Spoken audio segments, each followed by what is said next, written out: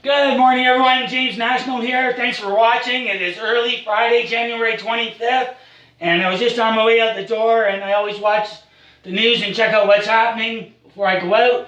And there was news late last night of a major terrorism-related arrest in Kingston, Ontario, involving the FBI, major national security-related arrest involving multiple police forces in 2 locations, and they are not releasing any information yet, of course, and apparently they're going to have a news conference later today, and we all know they like to hide the truth and hide the details of what the real reality of the situation is and bury the truth.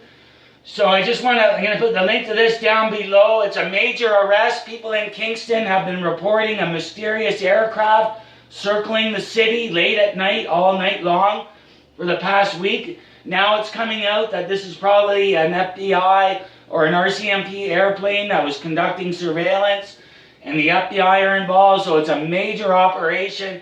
And of course our lousy Ralph Goodale is out there already saying, don't worry. I heard a little clip on the radio. He's saying, oh, don't worry, nothing to worry about. But they had the FBI involved. Probably we had to rely on the FBI to warn us of what was going to happen. So we got to make sure we hold these guys to the fire. Keep pressing. Don't let them bury these stories. And don't let them hide the truth. And it just comes out today. The same day I was reading, just before I heard that story, a woman from the Danforth shooting. This poor woman was shot by that Hussein in the Danforth shooting. She was paralyzed from the waist down. This story just came out yesterday. She's been going through a horrible, horrible recovery. Terrible time. It's a gripping, heartbreaking story.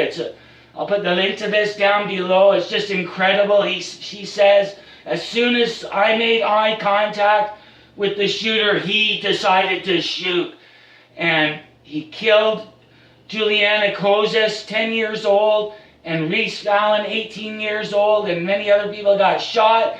And anyone who's followed this story knows it was an ISIS terror attack. He committed suicide in a suicide-style attack, the way that they do in ISIS. His family has so many links to crime and radical Islam. His brother's in a coma. He had 42 pounds of carved fentanyl. He's in a coma. He was under arrest for selling crack cocaine in Saskatchewan.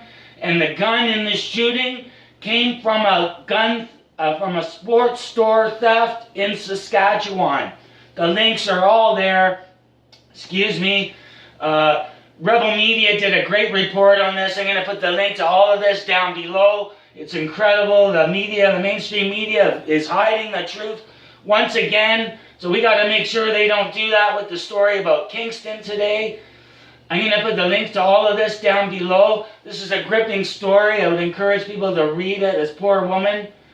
And it comes right on the same week. Just last week, the woman who in the Canadian Tire store in Markham, I believe, in southern Ontario, took out a golf club and started attacking people. She tried to join ISIS.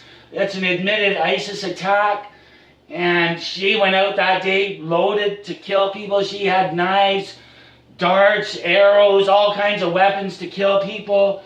So this is what all has to do. You know, this ties in with the UN Migration Pact. This is why we have to stand up for our sovereignty. We have to know who's coming into our country. We can't allow people who have ill intention and bad will towards us, and they're here to abuse the system and cause us harm.